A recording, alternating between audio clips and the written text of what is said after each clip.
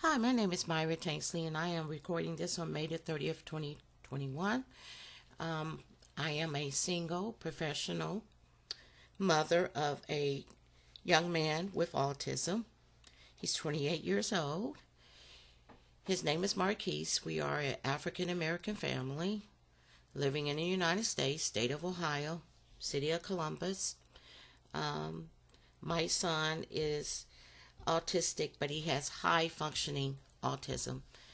For several years now, many years, he's been a victim of abuse, neglect, and exploitation by many people in the systems, in the system. Um, but it's been agencies, it's been um, the courts, it's been lawyers, it's been just everybody in the system because they all work in concert with each other. They all go along to get along with each other, and therefore they're basically all corrupt. But my son has suffered terribly. And again, he has a developmental disability called autism. He hasn't done anything to anybody. And I, as his mother, have been outspoken. I love my child just as much as they love whatever kids or brats they got in their life, um, and I have spoken up about it and spoken out about it. But racism has a lot to do with this. Of course, racism is a basic foundation in America as far as how people are treated in this country. It's always been here since 1776.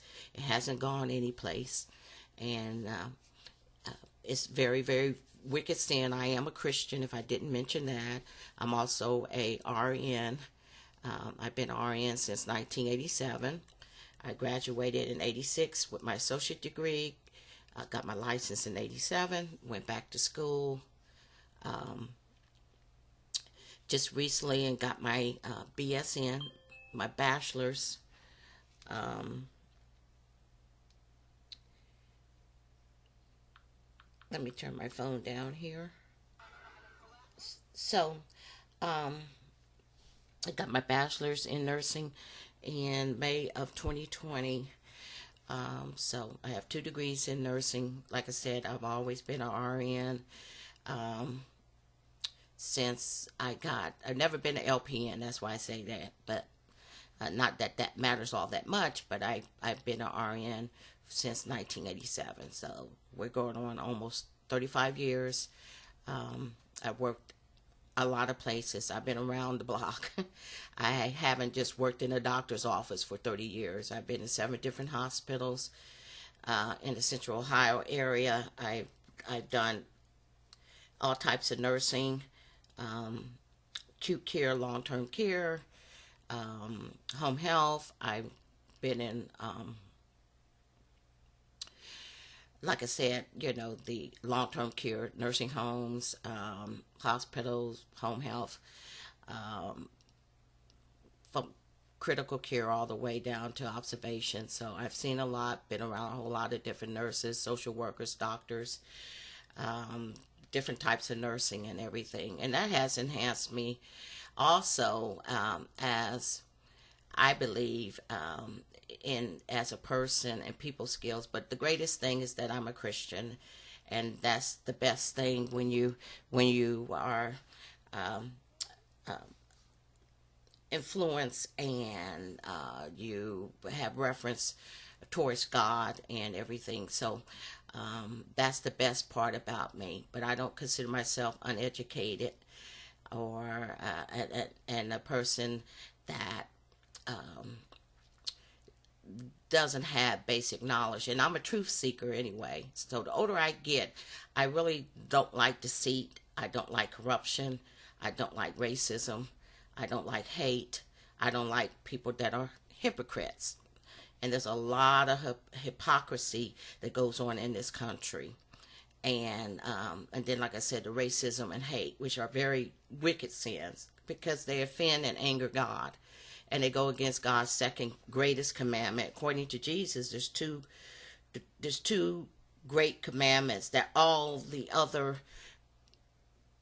laws and prophets, or what can I say? Um, Jesus said there's two greatest commandments that all the laws of the prophets are anchored to, and that's loving God. That's the first one, loving God with all your heart, mind, soul, and spirit. And the second one is loving your neighbor as you love yourself. He said everything rests on those two commandments. And the first one is loving God, and he said the second one is like it, loving your neighbor as yourself. So when you're hating other people, it offends and angers God. He's not a hater or racist, and you know he will punish people that, or countries, or individuals, or groups of people, or whatever, when you mistreat other people. And that's why I see this country, and even the city I live in, it has the lawlessness, which is a sign and symptom of the end times. The Bible teaches us that there will be increased lawlessness during the end times. That has just the mass killings in this country, and then all the killings, like I said, even in the city I live in. So I'm not shocked at anything I see going on in this country. The coronavirus was a wake-up call. It was a pandemic, so it was global, but I believe it was a biblical plague, and it was a wake-up call for the whole world. But I believe this country got hit harder than any other country. They think it's over with, but I believe due to the new strains of this virus, and viruses tend to mutate. They're not viruses if they don't mutate. They always have other variants or strains. I believe that things will continue to get worse, and I say that because, and it's not just viruses. It can be other things, the famine, the different weather disasters, and all that kind of stuff. I believe everything in the Bible, and I say this because in the book of Matthew, Luke, and Mark, so all of the Gospels except for John, there is a Mount Olivet discourse that Jesus actually spoke to a few of his disciples that had came to him. He was sitting on the Mount of Olives and asked Jesus, when will the sign of the end times and what of your coming back and stuff. And Matthew, the Gospel of Matthew, has a more detailed description of the things that Jesus said would be happening. But one thing that, besides all the details and information that he tells us, he also tells us that when these things happen, it doesn't mean that the end is near. But it just means it's like the birth pains of a woman. And he said it will be like the birth pains of a woman. And if a woman's in true labor, not because back in old days we always say false labor, they probably still say false labor. They usually go by certain things that has happened to be able to tell whether it's true labor or false labor, like if your water breaks and stuff. But when a woman is in true labor, she is going to be having contractions that are going to become more intensified, and they will become more frequent. So there's measurements and things that they go by to make sure that woman is in true labor versus false labor. But he said that it would be like the birth pains of a woman. So when you start seeing these things happen, it's not going to get any better and everything. And it's like I said, that virus is a wake-up call. That mankind can really be wiped out just by a virus, and that people need to turn to Jesus. And but these things are detailed in the Bible, like over there in Israel. Then I'll get back to me and Marquis. But I'm a Christian, and I love talking about God and how great He is. But like that, the conflict that keeps going back and forth between Israel and the Palestinians or Hamas or whatever faction you want to say. Um, I'm not shocked at that. That's a prelude to everything that is predicted in the Bible that is going to occur, especially during the tribulation period, which I don't believe the Christian church will be here. We are destined we are not destined to be a part of God's wrath. And the tribulation period, which lasts 7 years, the great tribulation period is the last 3.5 years of the 7-year period. But the tribulation period is the wrath of God. And I don't believe the Christian church is destined to go through that. That's Bible. That's actually in the Bible because of us being believers. And I believe that the rapture will occur before the tribulation, because people have their own ideals and opinions about things, and there's probably people or Christians believe that the rapture occurred during mid-tribulation period or at the end, but I believe that we'll be snatched or caught up. The word rapture means that we'll be caught up and taken out of this world to be with Jesus before the rapture occur. Before the tribulation occur. And I believe that when that rapture, the day of the rapture, probably will be the first day, or it'll definitely kick off the tribulation period. And then the Antichrist will be revealed. He's probably living now, but then he'll probably say, don't worry about all the people that just disappear. They're probably with the Martians or something like that. But all that Israel, Hamas, and all that kind of stuff, all of that's a prelude to future events that's predicted in the Bible. And I'm not shocked at anything I see that's going on in the world. I don't care where it is, whether it's a weather disaster, all the things that Jesus predicted and that the Bible predicted. I'm not surprised. Back to me and my son. He has not been allowed, because of my advocacy and because of our race, because racism, people, well, especially racist people, white racist people try to complicate racism, or they try to pass the ball, but it's not complicated to me. It's real simple. Of course, I don't agree with it, but I understand it, and you'll be. I'm still shocked at how many racist people that. Of course, there's no such thing as an intelligent racist, but I'm very, very shocked at the ignorance of racist people about racism.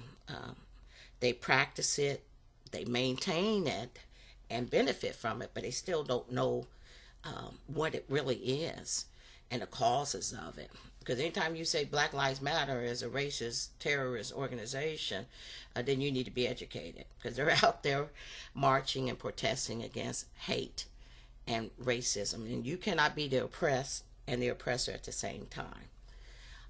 So I'm just shocked at the ignorance of racist white people. So, but that has been always a basic foundation. That's why I don't get when people, when they talk about racism like it just happened. I said, when has America not ever been racist? They put the Indians, put them on a reservation. And of course, all the Indians ever wanted was just to have their land. They didn't want their land to be taken away from them. And they were and continue to be the natives of this land. So after all the different wars and everything, they decided that they just sit down with the government, American government, the white American government, and that's why they have treaties that they have their land and wherever they allowed them to have land and stuff. But they were the natives of this land. So a lot of dirty tricks in that. But it has always been a racist country. And that's why I see God's judgment on this country for its primary and persistent sin of systemic racism. Again, it angers, offends God. Because when you mistreat other people, it's like you're mistreating God. And the book of First John, not the Gospel of John, the book of First John is an excellent book that talks about how God feels about it. God is love. He said, you cannot love me and hate your brother. And you can't say you love me who you have not seen and hate your brother who you have seen. So First John really talks about how God says, if you don't love your brother, you have no part of me, because I'm love. And you got to love your brother to love me. And that'll send people straight to hell. There's a lot of haters, a lot of racist people that are in hell. Just for hate. Because God is not a racist and a hater. And a lot of people try to limit God and put God in their human way of thinking, or put God in a box. And God can, because people don't think, oh, well, God can, or God wouldn't become a human being and stuff. God can do whatever he wants to do. And the Bible tells us, Isaiah tells us, God's ways are not our ways. His ways are higher and better. And with this situation with me and Marquis, I know he's the only one that is able to bring Marquis back home. Because when you got a whole army of evil, racist, corrupt, wicked, incompetent people, it takes God to put that down. And all we have to do is believe.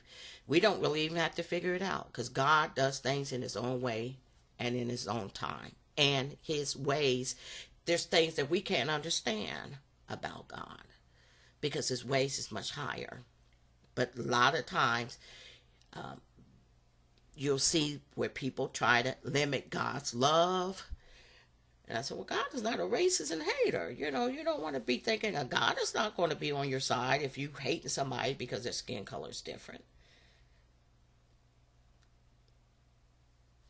And I recognize, of course, I am of the seed of Abraham, because the Bible says if you are of Jesus, if you are in Christ, then you are the seed of Abraham. And I recognize what's going over there on in Israel, and what the Bible says about Israel and stuff. But God is not a respecter of persons. And anybody claiming to be a Jew or is Jewish, they need Jesus just as much as, because Jesus told Nicodemus that. In the Gospel of John 3:16, you must be born again. And that includes everybody. And then when you look into Revelation, the book of Revelation, you see how God sends the two witnesses, which people believe will be like Elijah and Moses. And then you have the 144,000 Jewish people that will also have a mark in set on them by God that will tell people, you know, Jesus is who he said he is. He's the real deal. He's it. Because I know during the tribulation period, I won't be here. My son won't be here. All the Christian believers, all the Christian church will not be on earth during that time. We'll be with Jesus. But there will be people being martyred, and there will be people coming to Jesus. And Antichrist, and the Bible talks about how the Antichrist will martyr them for their faith and belief in Jesus. But getting back to me and my son and stuff, you can see that I just love talking about the Lord, and because he has sustained my son, he has sustained me. Because Marquis wouldn't be able to survive all the abuse and neglect and exploitation if it wasn't for God. But God has the final say. And he said, I know you say that I can bust the wide open. He said, but they need your prayer. Because he said, when I shake it up, I'm going to shake it up. And you see a whole lot of things that's going on because of God's intervention. At least I see it as a Christian. Because God is exposing sin. And not only will he punish it, he will expose sin. Just like all these video cams and body cams of the police, and I always use Ahmaud Arbery's example and stuff where God exposed that because they thought they were going to get away with that. And it would have if it wasn't for God, because everybody in that system were all together. They were all corrupt, all racist, and they all had decided that they were going to sweep that under the rug, and they weren't going to bring no charges against the guys that killed him. But God was watching, and God wasn't pleased. And when they did that to Alma, they might as well done it to Jesus himself. And God will, that's why I said people need to read the Bible and see how God does things and how he feels about things.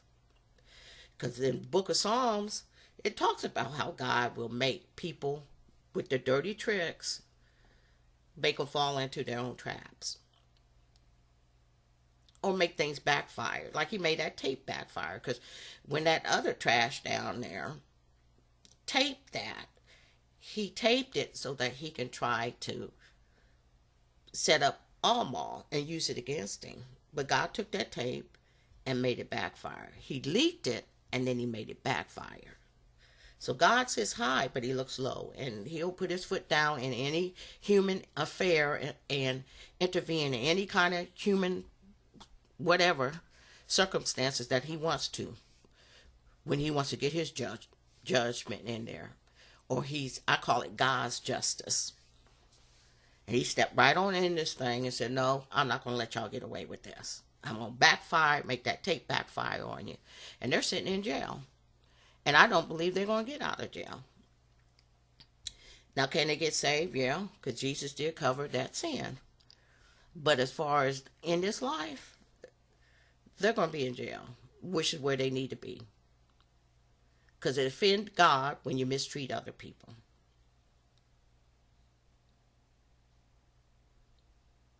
And I have to remember that with me and my son, because I was saying that he hasn't been allowed to have any contact with me since March the 15th, 2015. But the last time I seen him was July the 8th, 2015. But that was through my own efforts, because he had told me that he would be leaving that day to go to counseling, which is because I filed a complaint against the Columbus School District with the U.S. Department of Education, and they found fault, said because they were throwing him in a seclusion closet over there, which was traumatizing him and terrorizing. He got a staph infection, so they found fault. And they ordered the school district to give him compensatory education and counseling for the whole year. So I was across the street because they got him in this Section 8 housing in a terrible crime-ridden neighborhood. A little nasty, little tiny townhomes, and they're so small. When you go through the front door, if you take 10 steps, you're going to be at the back door. And then the unfit, abusive staff that they have. And I said, it's just awful that he has to live his life like that, or he's been living his life like that. I don't believe that that's Marquis's destiny. I don't believe Jesus' destiny for Marquis is to always live like that. I believe that he's been called to the ministry. I don't believe that Marquis is to live the rest of his life without ever seeing or talking to his mother again. And I'm a victim in this. I don't believe that's my destiny. The Lord has blessed me immensely, but I believe that I've been called to the ministry as well, especially my son Marquis. If I didn't mention his name, but I think I already did. We both been called, but especially Marquis, and I don't think that's our destiny not to ever see each other again. Of course, America has never racist. America has never had respect for the black family. That goes all the way back to slavery, where they have never cared about our families or our rights or our lives. So I'm not surprised at that. But God has the final say, and I don't believe that's our destiny. I wouldn't be surprised if me and Marquis had a ministry not only separately but also together. And but they never had respect for for black families in this country and in this racist government. And so he hasn't been allowed, like I said, to have contact with me since March 2015. On July the 8th, 2015, I did get to see him, and I have that on videotape, and it's heartbreaking. He was so happy to see me, but then he didn't want me to leave. He wanted me to go with him. He said, I want to see your face and stuff. Because they have always tried, the unfit black mother and the dysfunctional black family. But me and my son are very close and bonded. We love each other immensely. And my heart breaks every day for him. And Jesus comforts me because I know that he said, I got this thing. And I'm going to show the world I got it. He said, you just stay faithful. And I got it. Because it's going to be the way I want it. And that's not the way I want it. And I'm going to, because God will step in for all the people that, because you got some of these people that are so, so used to getting away with dirt that they think they can always do it. Like that trash down in, they probably didn't even think about Jesus or God, and they're so used to doing dirt, they think they can always get away with it. And then God steps in and he will educate them that, no, I'm the one that has the final say. I have all authority and power. You don't. And God is a God of justice. I said, because if he doesn't get you in this life, he'll definitely get you on Judgment Day. But a lot of times, you don't have to wait to bust hell wide open. God will deal with people in this life. Like I said, there's stories in the Bible where God will remove people just off the planet because they're evil. He did that to a Jewish lawyer that thought he was all-powerful and unstoppable, was bragging to me on the phone. He did me wrong. He did my son wrong. He did a lot of other people wrong. I said, bad enough to be abusive and corrupt, but to brag about it. But this man thought he was unstoppable. And God, he fell out at home. And the Lord let me know about it by making me go get a newspaper. I'll never forget it in Walmart. And there was his name in obituaries. Because I don't get a subscription to the newspaper. And I walked right past that table in Walmart. Because the man was standing up there with the paper, trying to get subscriptions. I walked right past it. Something turned me right back around and made me go get that newspaper. And he still gave it to me even though I didn't sign up. Because usually they'll give you the newspaper if you sign up. And when I opened that paper and looked at obituaries, and the Lord spoke to me, he said, vengeance is mine, I will repay. And this is a warning to his friends.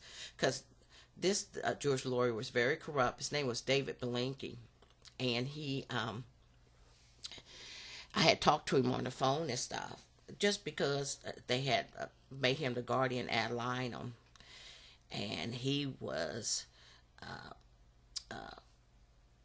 set up on to file to take my guardianship away.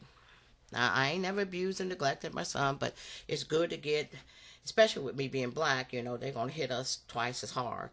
But it's good to get a loving, professional, available mother like me out of the way so that I don't, advocate for my son and nobody, because, that trash that they have now, she's just a signature. And she's a corrupt, racist, white attorney, scum attorney by the name of Aaron L. Sanford. That's who they appointed for his limited guardian. Because she don't care nothing about my son because that's not her child. She's just a signature. But that's who they got. They got him to file to get my guardianship out of the way. And the way he was bragging on the phone, I said, listen, I wonder if this idiot knows he's offending God. Because I said, it's bad enough to be corrupt, but to brag about it. And, another phenomenon, and I run over people in court and stuff. So I knew God was going to punish him because of the way he was talking. And I never felt nothing like this before, but I felt like a warm anger over the conversation. I said, what is this I'm feeling? And I knew it wasn't from me, and I knew it wasn't towards me, but I realized that it was the Holy Spirit was over top of that conversation, and it was with me, but it was like very angry and stuff. But to finish the story, within a year, he had fell out at home. And I know that because I went to the thing in the paper, and it said that they had just seen him the other day at home. He was the visitor. Somebody said, I just was there. So he wasn't in the hospital and died. After a long hospitalization or illness, he fell out at home. So, so God has his own ways and time when he'll deal with people and deliver God's justice. So he hasn't been able to, like I said, see me. It's been 6 years now. Even though I did see him July the 8th, 2015, but that was because of my own efforts, and that's on videotape. And he hasn't been allowed to call me since December 2018 because he's high functioning. He has a vocabulary. Yes, he has autism, but Marquis is able to tell me things, and they know it. And so that protects them if he doesn't contact his mother or have any contact with his mother and be able to tell me things. They definitely don't want me to see him. Erin Sanford, like I said, she's just a racist witch. That's what she is. Because, honey, she's a pathological liar. And I don't call people names. I just describe them. I said she's corrupt, she's unfit, she's racist, she's evil. And she's a pathological liar. And I could prove everything I say.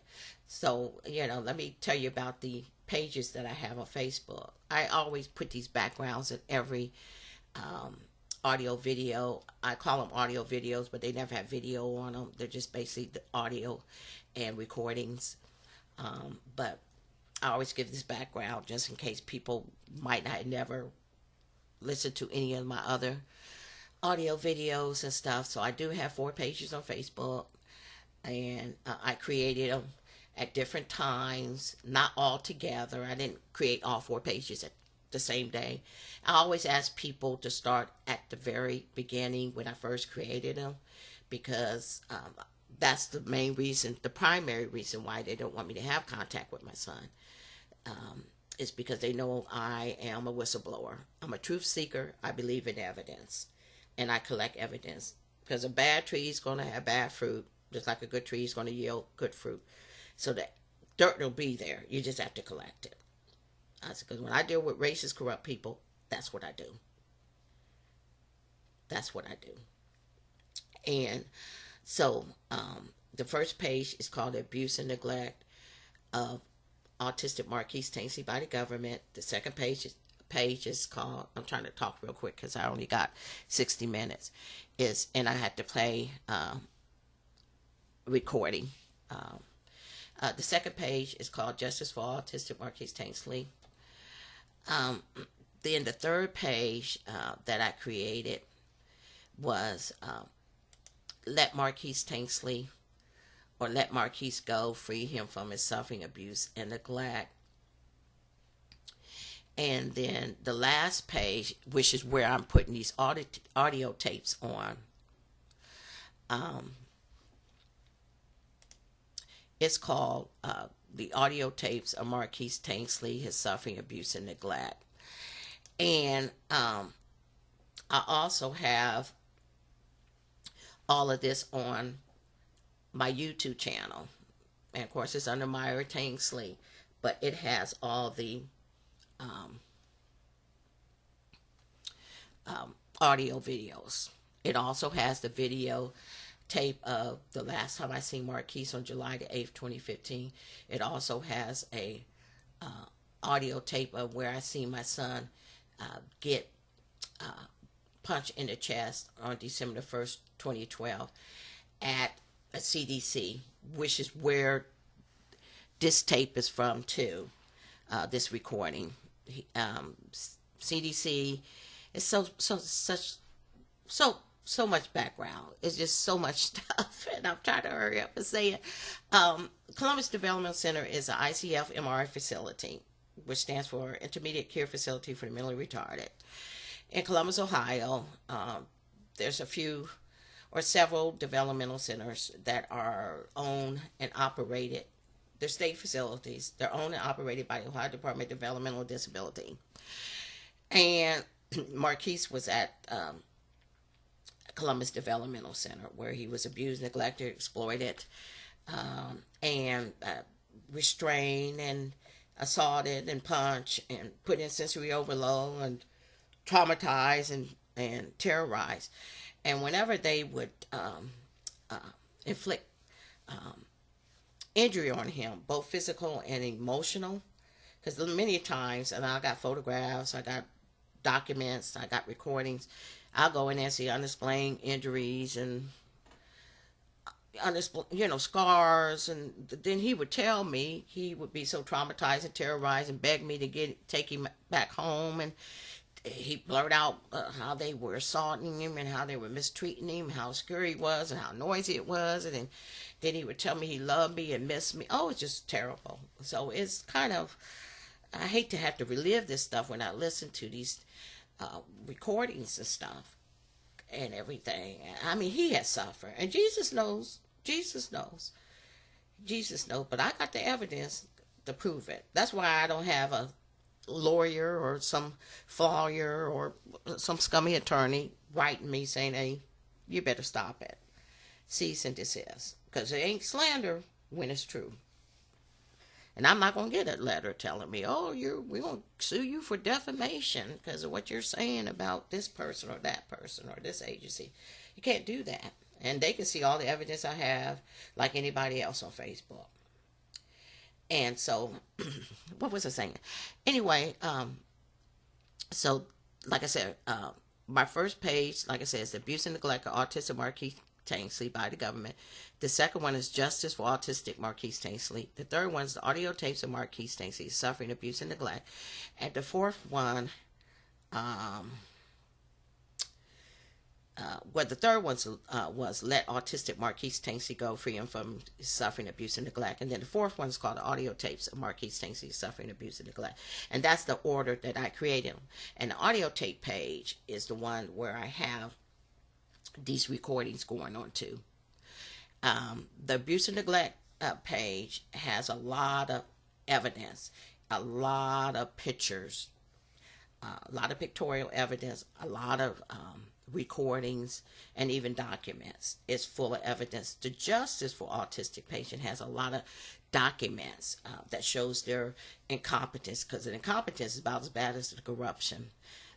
Documents from probate court, which is a very racist, corrupt court, and God just booted the very terrible, dishonorable, racist judge Robert Montgomery out of office. He's been there for 11 years. God booted him out of office in November 2020. So it's full of a lot of documents, a lot of things on Erin L. Sanford. Of course, she's a pathological liar. She lied on me. And like I said, I can prove it with recordings and stuff because I collect all the dirt on these people. 3 different instances I can prove that she lied on me. Then I got her on tape saying she can't handle mental health caseloads. And this woman's got about 100 wards. And I really see God dealing with her and everything, because I know my son's probably not the only one that she is mistreating and neglecting and allowing people to abuse and neglect for money, because she does it. She's getting his SSI check while he lives in poverty and lives with people abusing him and neglecting him and exploiting him. Her time is coming. And that's what I said. People think God is like God. I said, he just has his time when he's going to deliver his vengeance and his justice on people. But she's got a lot of cases. And she's not really supposed to still be on those cases, because they said they're going to start putting social workers. And I've met a lot of corrupt social workers, because all of them will slander you, because that's what they do to me. They because they're racist, and how dare this black mother come in here, who she thinks she is, and stuff, because we're supposed to be slaves, a house negro.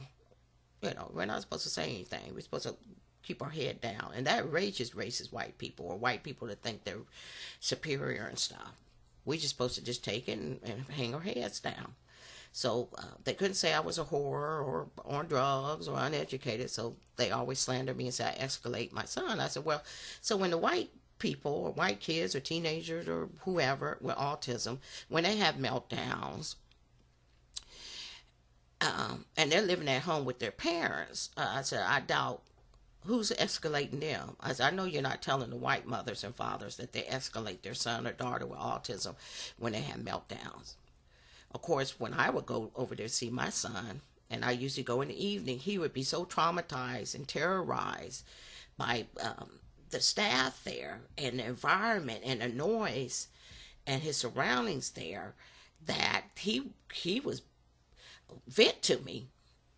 I said, he has a right to vent to his mother, and I would tell my mother too if I was suffering like this. And I said, maybe if you treated Marquis like a human being, he wouldn't be telling his mother that. I said, but he's telling me about things that y'all have done to him. And I said, and he's not going to be happy about it, and he ain't going to sound happy when he's telling me. And that's why I said the corruption was there, but the incompetence and the ignorance was just as bad, because ain't nobody over there knew anything about how to manage my son's disability. For one thing, it was an MR facility, and mental retardation is not the same as autism. They're two different developmental disabilities. And so they didn't know how to manage, and they didn't care. I said, because they were setting him off morning, noon, and night with just all the sensory stuff, all the noise. Because my son doesn't like a lot of loud noises. A lot of autistic people are like that. They don't like a lot of loud noises. And they were setting him off morning, noon, and night. And then he was missing me and stuff. But the staff didn't know. They were abusive. They were assaulting him. But they didn't know anything about the disability that my son had. Nothing about him. I gave him a trigger list to try to help him out. To let him know, well, he doesn't like, a lot of noise and this and that and stuff like that. And I was resented for that because they, like I said, that's that racism where I'm not supposed to say anything. And like I said, I'm a victim in this thing. And that's why I said when God hits these people, he's going to hit these people, especially Erin Sanford, because she's got a lot of people that she is getting money off of. And if she's neglecting them and exploiting them like she does Marquis and stuff, her time is coming. And people will call that a warning or whatever, but her time is coming. So those are the 4 pages. Like I said, I have them on my YouTube channel. And what I'm going to do is play 2 separate recordings. They only last like 45 seconds or a minute, from February 7, 2013, and February 8, 2013. So both of those days. And I was calling. I will always call to speak to my son, or I would go over there. And they had been, that whole week they wouldn't let me see him. And it's because they had been restraining him. And Marquis would tell me things and stuff. Oh, they hit me in my back or head and stuff. So whenever they were restraining him, or if he had injuries, they would hide him from me, which is what Sanford's doing. She doesn't want me to see what kind of condition he's in. I haven't seen my son in 6 years, because it's May, and I seen him July the 8th, 2021, through my own efforts. In 2015, I said July the 8th, 2021, but I haven't seen him since July the 8th, 2015. That's almost 6 years. And, and the Lord said, don't worry about what kind of condition he's in, because I'm going to restore him. He said, because I'll do what you can't do. He said, and you're right, I'm the one that's going to have to bring him back home. He said, but she needs your prayer. Because God will destroy a system, because you got a whole bunch of people that are so used to doing dirt, doing corruption. They're fueled by hate and racial hatred and stuff. And God will deal with that in this life. He said, and I'm going to show the world that I'm the one in charge. Because God will show you who's in charge. And it's been, almost, because it was December 2018 when he was last allowed to call me. And I use the word allowed because if he could, he would. If he doesn't call me, it's because he hasn't been allowed to call me. They haven't allowed him to call me because they don't want him spilling the beans. Because Marquis has told me things that, because she doesn't talk to me. She doesn't send me any kind of communications or nothing because she doesn't want me to use it against her. And plus, she's a racist coward. This witch won't even talk to you. And I have left messages and stuff to let her know I'm still around. And to warn her. I said, because you're dealing with a Christian. I said, me and Marquis ain't in this thing by ourselves. He's right in this ring with us. And I said, you can't outbox God. And God is the God of justice. I said, Marquis ain't done nothing to you people. And neither have I. And I said, because God ain't happy. And even Jesus warned people. So when you do that to the least, and I'm not calling my son the least just because he has a developmental disability and stuff. It's just because it doesn't mean that Jesus didn't mean that he's inferior to anybody. It just means that he doesn't have the, he might not have be able to advocate for himself. He doesn't have the resources. He doesn't have the opportunities and all that kind of stuff. That's what that means. And Jesus said, and it goes both ways. If you did it for them, you did it for me. If you didn't help them, then you didn't help me. And if you read the scripture after that, Jesus actually sentences or sends those people to hell. God will hold people accountable for the way they have mistreated other people, especially if it's been the least. He's not a racist or a hater. There's no racists or haters up in heaven. They're in hell. So that's where you're headed unless you repent. And like I said, when I talked about racism and stuff like that, I said this country has always been racist. And I believe America's days are numbered. Already God's judgment is on this country because it angers and offends him. And you can't call yourself a Christian that, in God we trust. Is very hypocritical. And that's the reason why, like I said, I'm not shocked at anything I see. It's going to get worse. And it's going to be global too, but especially in this country. And you're already seeing it. But I love my son and I love God, Jesus. And I love my family. But I'm not shocked at anything I see. But this country is very wicked, very racist, very evil. And I'm not a patriarch. I said, because the older I get, I can't be the hypocrite. So I don't wave a flag. I'm like, what's that football player, Colin Kaepernick? I said, I would kneel with him. I understand why he's kneeling. I said, because my son ain't got no life, liberty, and the pursuit of happiness. And he sure enough doesn't have justice. He can't even see his own mother. And I can't even see my own child. And I haven't abused and neglected him. But God will deliver the justice. But everybody hasn't had life, liberty, and the pursuit of happiness and justice in this country. So I'm not going to stand up and say anything like that. I don't wave no flags. Of course, I don't fault people that do. I said, because everybody don't have the same experience in this country. Mainly because of race. So when these white people waving their flags, hanging their flags out in their yard, on their homes, or whatever, front porches and stuff, I understand that. I said, because I know they don't have that experience that I have. And racism is real simple. It's just when you treat the victim race differently and negatively. And then you look at the nature of people too. I said, because it takes a very barbaric, uncivilized, evil, savage nature to do people the way you do them. Like that Ronald Green tape. Those police officers acted like wild animals. But that's their nature. I said, because a civilized person wouldn't torture, because that man was tortured, and they made him suffer before he died. So it was another modern day lynching.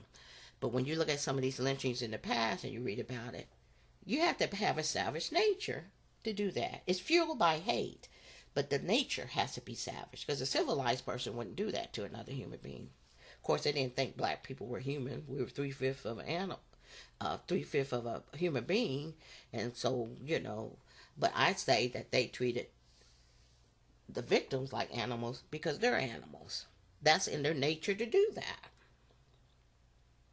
And you see it over and over and over again. And God is sick and tired of it. He's been sick and tired of it. But he's the one that are bringing these tapes out and exposing it. Because how many more that we don't know about? How many more black people have lost their life? All because of race.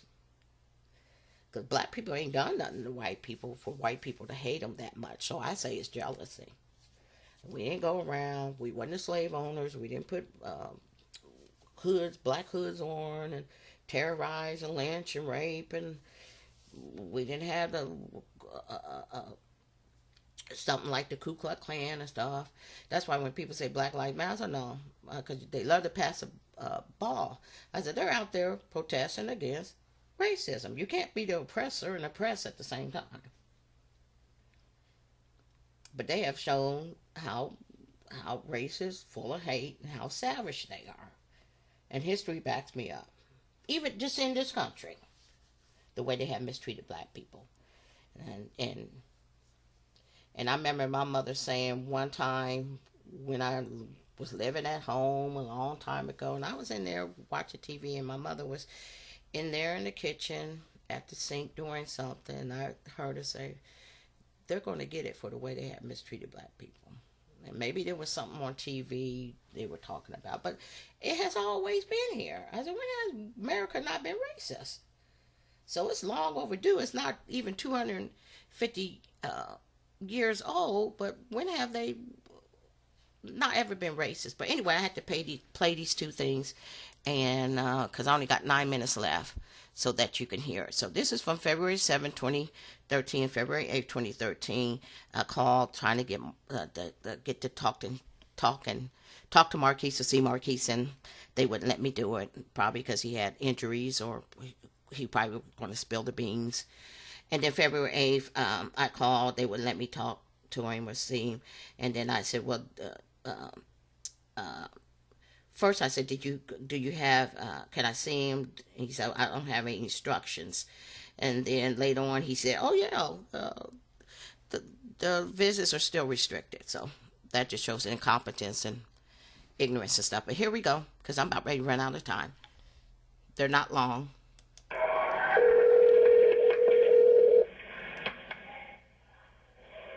February 7, 2013. Columbus Developmental Center.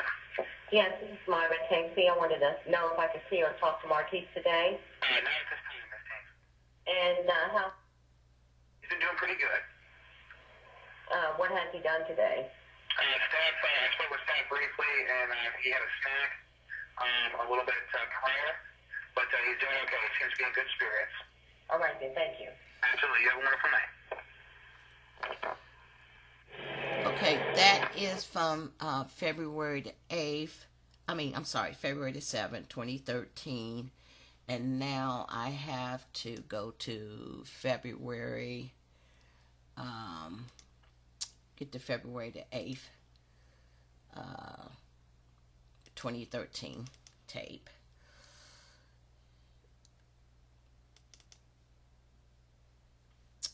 And here it is, February 8th, 2013.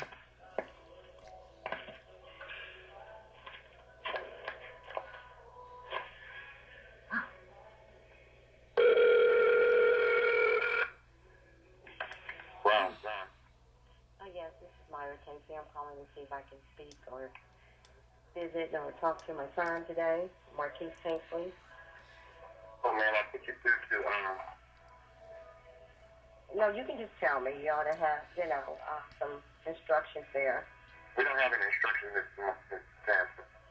Okay, well, you're in the grounds office? Yes, ma'am. Okay.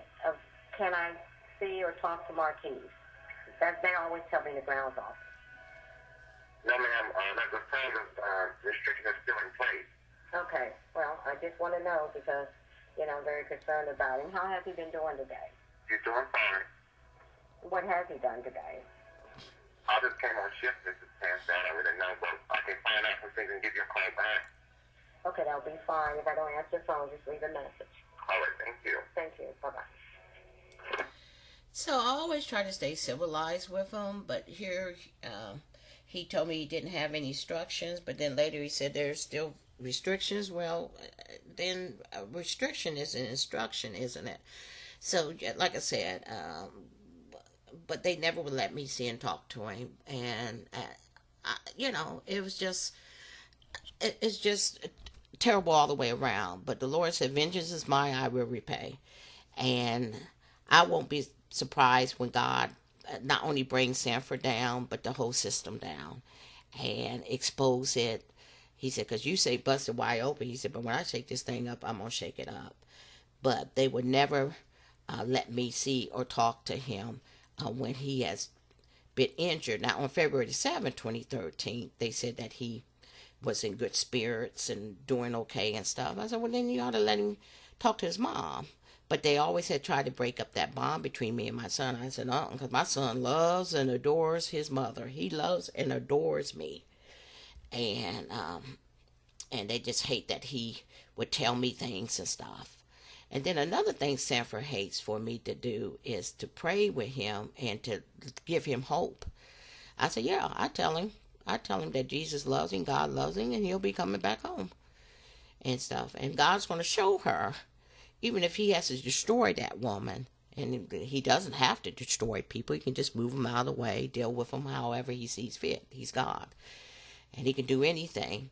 But he's going to show her, just like he showed all these other racist trash that think they can get away with everything and think they're all powerful because it offends God. Because it's like you're putting yourself in place of God.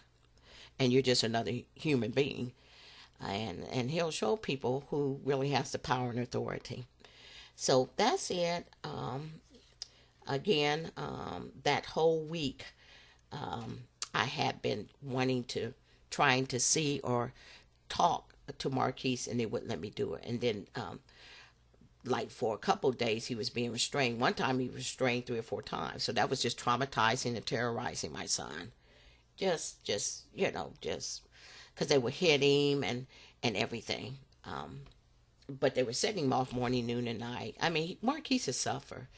And the Lord said, don't worry. I got your son. I'm with him. And I'm going to be the one that brings him back home. And I'll deal with people as I see fit in my own way and time. He said, you already know that. He said, but I'm with your son. I haven't left his side.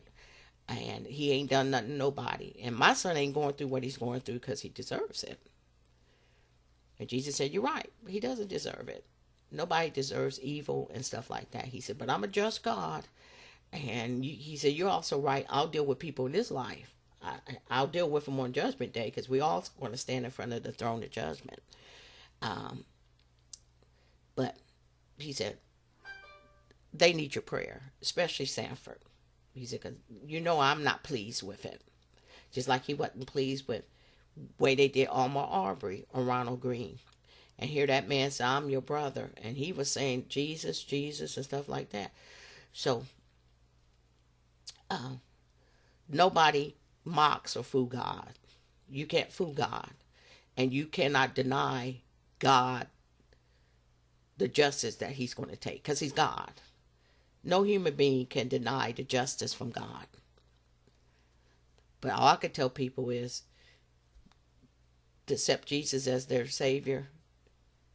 Pray up. Get in his word. See how God does things. How he feels about things. How he feels about evil and hate and sin. And racism. And justice. There's a lot of people in hell right now for hate. A whole lot of people. I don't know. They won't get another chance. They're there for eternity. And hell is a fire that never goes out. Because the devil's a liar. Got people thinking there ain't no hell. Got people thinking that you burn up in hell. Read about the story of Lazarus, the beggar, and the rich man. And a story told by Jesus. And you can see, read about some of the descriptions of hell in that story. Well, I got to go. So, thank you for listening. Marquis, I love you. God is with you. He's going to bring you back home. I'm honored and proud to be your mother. I miss you so much and love you so much every day. Jesus knows. But he comforts me, and I know he's with you. He's taking care of you like he takes care of me. And I'm looking forward to him bringing you back home. I love you. I miss you. Hang on in there. And Jesus is Lord. Thanks for listening.